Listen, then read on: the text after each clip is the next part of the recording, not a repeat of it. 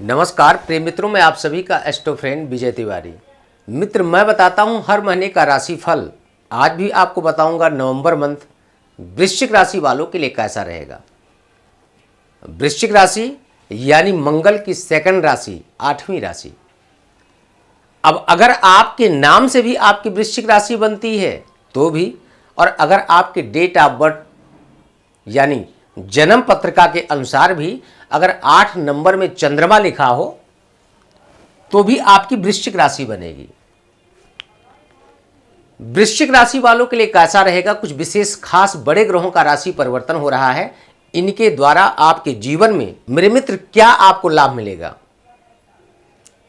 किन चीजों को आपको खोना पड़ सकता है जिससे हो जाएं आप सावधान, और किन चीजों को आप बहुत ही आसानी से प्राप्त कर सकते हैं, वो मैं आपको बताऊंगा इस गोचरीय परिवर्तन के द्वारा।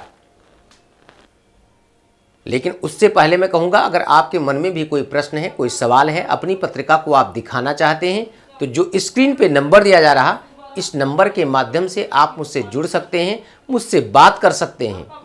अपनी पत्रिका का आप संपूर्ण विश्लेषण मेरे द्वारा आप प्राप्त कर सकते हैं। मन में कोई भी प्रश्न हो, चाहे वो आपके पर्सनल लाइफ का हो या आपके प्रोफेशनल लाइफ का हो, हर मंथ में आपके राशि के अनुसार मैं बताता हूं कुछ वो तारीखें जिन तारीखें में आपके राशि से चंद्रमा अशुभ स्थान पे गोचर करता है। कहते भी हैं चंद्रमा मनसो जा चक्षु शूद्रो जाता। चंद्रमा मन का कारक है, माता का कारक है। मन ही बंधन है और मन ही मुक्ति का भी कारण है।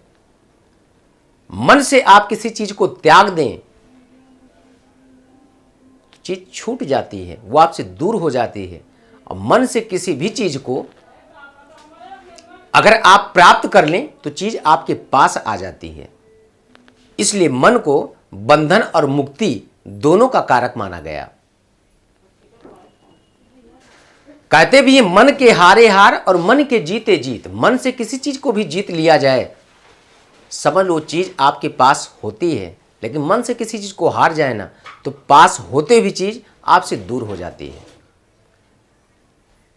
विलंब न करते हुए हम लोग चर्चा करते हैं इस ज्योतिषीय ग्रहों के परिवर्तन के अनुसार आपके जीवन में क्या परिवर्तन होगा। तो सबसे पहले बात करते हैं वृश्चिक राशि, यानी आपके राशि से मंगल का आपकी पत्रिका में 7वें स्थान पे गोचर करना बहुत अच्छा है। और एक और चीज बताएं, कहते सोने में सुहागा।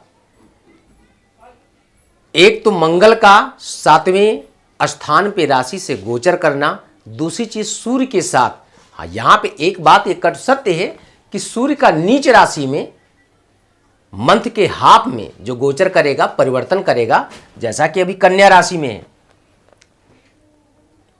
यही सूर्य आपकी पत्रिका में कन्या से जैसे ही तुला राशि में प्रवेश करेगा तो नीच का हो जाएगा। नीचस्थ का सूर्य उतना प्रभावशाली तो नहीं होता। सूर्य की किरण 2 महीने पहले भी पड़ती थी, बहुत गर्मी लगती थी। लेकिन यही सूर्य जैसे ही नीच का होता है तो थोड़ी सी शरद ऋतु यानी शीतलता प्रदान करना, ठंडक प्रदान करना प्रारंभ कर देता है। अब यहां पे समझने योग्य बातें ये हैं कि सूर्य का राशि परिवर्तन आपके लाइफ में मंथ हाफ के बाद थोड़ा सा आपके आत्म कॉन्फिडेंस को कम करेगा। लेकिन यहां पे एक चीज ये कटु सत्य है कि मंगल की आपके राशि से सप्तम में गोचर करना, यानी डायरेक्ट अपने ही घर को दृष्ट कर रहा, देख रहा है, तो अपने घर का तो आप भी समझ सकते हैं कोई भी व्यक्ति नुकसान नहीं करता, वो शुभ हो या अशुभ हो। अगर कोई दुष्ट व्यक्ति भी है ना, कोई शराबी भी क्यों ना हो, लेकिन अपने घर का क्षति नहीं पहुंचाएगा। दूसरे के विंडो पे, ग्लास पे कंकड़ मार सकता है, बट अपने घर पे कभी नहीं मारता। मंगल एक क्रूर ग्रह है। हां, यहां पे एक चीज विशेष ध्यान दें कि अपने क्रोध को कंट्रोल करें। ऐसे जातक छोटी छोटी बातों पे ना बहुत ज्यादा क्रोधित हो जाते हैं। क्रोध यानी आपने आवेश के कारण पूरे जीवन परेशान रहते हैं। इसलिए अपने क्रोध को कम करें, कंट्रोल करें और संभव हो तो बिल्कुल त्याग दें, सबसे अच्छी बात है। लेकिन छूटता नहीं, सब चीज़ें गॉड गिफ्टेड हैं। रस्सी का जो ऐंठन होता है उसको जला दिया जाए फिर भी उसकी ऐंठन खत्म नहीं होती है। ऐसे ही आपका जब जन्म होता है तो जो ग्रहों का प्रभाव होता है ना, उसके अकॉर्डिंग व्यक्ति का वैसे नेचुरली प्रभाव हो जाता है, उसकी मानसिकता बन जाती है। बस प्लैनेट्स के परिवर्तन के अनुसार कभी कम कभी ज़्यादा, इतना ही फर्क होता है। बात करूं अगर आपके द्वितीय स्थान की, बहुत अच्छा है। इनकम आप स्रोत आपका मजबूत होगा, खर्चे आपके कम होंगे, अपने से बड़ों का प्यार, भाइयों का सहयोग बहुत अच्छा मिलेगा। अपने इष्ट मित्रों का भी आपको बहुत अच्छा लाभ मिलेगा। पराक्रम की बात करूं, संघर्ष आपका कम होता हुआ दिखाई दे रहा है। जो कई महीनों से आप लगातार परेशान चल रहे थे, ये समस्या आपकी खत्म होगी। नव वर्ष में 17 जनवरी के बाद आपको और अच्छा लाभ मिलेगा। सुख स्थान की बात करूं तो काफी अच्छा है। मां का स्वास्थ्य अच्छा होगा। भूमि भवन वाहन इत्यादि के नए सुख साधन के योग बन रहे हैं। कोई नए भवन की अगर आप निर्माण करने की काफ़ी दिनों से प्लानिंग कर रहे हैं, आपका मकान नहीं बन पा रहा, बन सकते हैं। कोई नया वाहन अगर आप लेना चाहते हैं, प्लानिंग कर रहे हैं, तो आप सफल होंगे, यानी वाहन का भी सुख आपको प्राप्त हो सकता है। शिक्षा, संतान और प्रेम स्थान कहते हैं गुरु अगर त्रिकोण में बैठा हो ना, मूल त्रिक का हो तो बहुत अच्छा। आपकी राशि से 5वें स्थान पे स्वग्रही होकर के गोचर करेगा, काफी बेटर होगा। यानी संतान का भी योग बनेगा, संतान के द्वारा सुख की प्राप्ति होगी, शिक्षा में अद्भुत सा लाभ मिलेगा। अगर कोई अच्छे जॉब की तैयारी करें, कोई आपके एग्जाम से हैं, आप क्वालिफाई कर सकते हैं। मेहनत करने की ज़रूरत है। ऐसा मत सोचिएगा कि गुरुजी ने बता दिया पढ़ाई ही बंद कर दें और पेपर निकल जाएगा, संभव नहीं। प्रयास करेंगे, सफलता मिलेगी। प्रेम की अगर बात करूं, अगर आप किसी से प्रेम कर रहे हैं, प्रेम विवाह करना चाहते हैं, तो अपने पेरेंट्स से इस टाइम पे आपको बात करना चाहिए। यानी मंथ के स्टार्टिंग से लेकर के और हाफ मंथ से पहले, यानी 15 नवंबर से पहले पहले अगर इस बात की चर्चा, अपनी मानसिकता, अपनी मनोभावना अगर अपने परिवार के साथ शेयर करेंगे, शायद आपकी ये बात स्वीकार हो जाए और काम आपका बन जाए।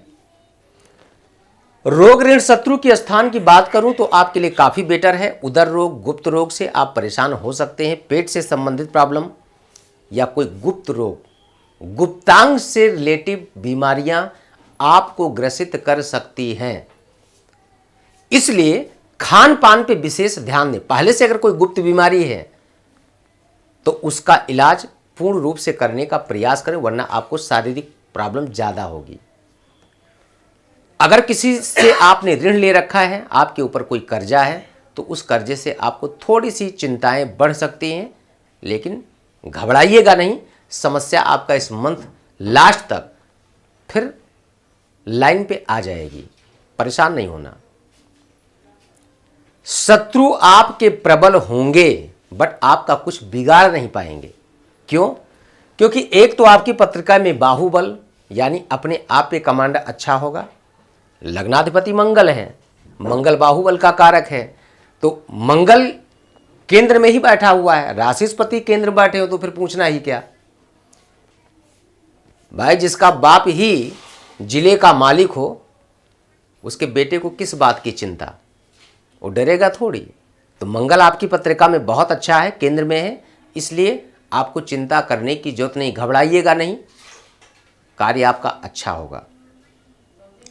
लाइफ पार्टनर के साथ व्यापार अगर पार्टनरशिप में करते हैं तो भी अच्छा रहेगा। कोई साझेदारी का नया व्यापार प्रारंभ करना चाहते हैं तो कर सकते हैं, समय आपका अनुकूल है। बात करूं अगर लंबी यात्रा, कोई बहुत बड़ी डील अगर करना चाहते हैं तो इस मंथ में आपके योग अच्छे बने हैं, सफलता आपको मिलेगी। क्योंकि आपके राशि से बुध एकादश स्थान पे कन्या राशि स्वग्रही होकर के शुक्र के साथ गोचर कर रहा है। शुक्र कन्या राशि में नीच होने के कारण पर्सनल लाइफ में अगर अपने दाम्पत्य जीवन से अलग होकर के भी अगर आप किसी महिला को चाहते हैं, किसी से प्रेम करते हैं, शादीशुदा ज़िंदगी है आपकी, इसके बावजूद भी अगर अलग आपका कहीं रिलेशनशिप है, क्योंकि ऐसे जातक अक्सर थोड़ा रोमांटिक होते हैं, उनका प्रेम प्रसंग मरते दम तक चलता है। तो इन जगहों पे थोड़ा लांछन से बचने का प्रयास करिएगा, वरना आपकी बदनामी हो सकती है। साथ में सूर्य आपकी पत्रिका में कन्या राशि का गोचर कर रहा है, जो आपके पत्रिका में राशि से एकादश स्थान पे आपके कार्य का भी स्वामी है, काफ़ी अच्छा है। सूर्य को जल दें, शनि का उपाय करें, आपके लिए बेटर होगा। बुध के लिए आप गणेश जी को नियमित रूप से दुर्वा चढ़ाएं। इस नवंबर के मंथ में गणेश अथर्शीष का पाठ करें, आपके लिए अच्छा होगा। कर्ज बहुत ज़्यादा है तो गजेंद्र मोक्ष का पाठ करें, बहुत अच्छा होगा। अर्निंग के हिसाब से आपका खर्चा भी थोड़ा ज़्यादा हो सकता है, तो उसके लिए आपको चिंता नहीं करना। पैसा आए और पैसा जाए, कोई प्रॉब्लम नहीं कि पैसा आए ना और पैसे आपके पास खर्चे ज़्यादा हों तो थोड़ा सा कष्ट ज़्यादा होता है। फिलहाल मंथ अगर देखा जाए तो आपका काफ़ी अच्छा है, लेकिन जो कुछ भी मैंने बताया ये सिर्फ आपके कुंडली के अकॉर्डिंग बताया, यानी जो चंद्रमा का गोचरीय परिवर्तन है, हर महीने में कुछ तारीखें अशुभ होती हैं। चंद्रमा आपकी राशि से अशुभ स्थान पे गोचर करता, तो उन दिनों में आपको सावधानी की जरूरत है। कौन सी तारीखें आप नोट कर लें, 2 तारीख, 17 तारीख, 27 और 29 तारीख तक थोड़ा सा आपको सावधानी की जरूरत है। इन तारीखों में कोई भी महत्वपूर्ण निर्णय लेने वाले हैं तो आप उस निर्णय को टालने का प्रयास करें, और ले भी अगर इमरजेंसी है तो सोच विचार करके निर्णय लेंगे। जल्दबाजी में कोई ऐसा कदम ना उठाएं जिससे आपको नुकसान हो, आपके लिए बेटर होगा। अब आपके मन में एक प्रश्न उठता है कि जो कुछ भी मैंने बताया ये आपका गोचरीय परिवर्तन है। अगर आप अपनी पत्रिका पे संपूर्ण जानकारी चाहते हैं तो उसके लिए आपको अपना date of birth, time of birth, place of birth आपको मुझे देना होगा। हमें दें या किसी अन्य ज्योतिषी से भी आप संपर्क करना चाहते हैं, संपर्क कर सकते हैं। स्क्रीन पे जो नंबर दिया जा रहा है, इस नंबर के माध्यम से अपनी पत्रिका पे संपूर्ण जानकारी मेरे द्वारा आप प्राप्त करेंगे।